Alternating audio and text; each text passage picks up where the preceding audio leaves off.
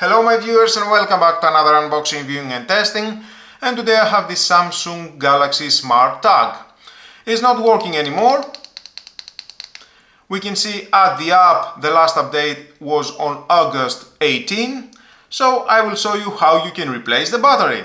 In the past I have made a video how you can use and where you can use this SmartTag.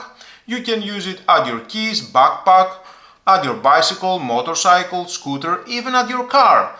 And at any time, anywhere from your smartphone, from the SmartThing app, you can see where is your precious stuff. Now to remove the battery, we have this cover here with this plastic. Trying to remove, open the cover.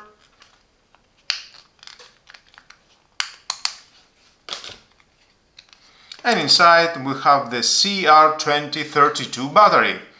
There is a gap here, and with this pin, just pull, remove the battery and replace the battery with a new battery.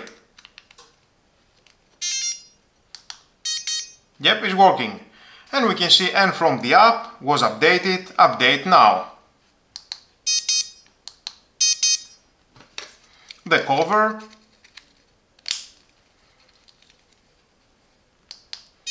And now it's working. So easy to replace the battery.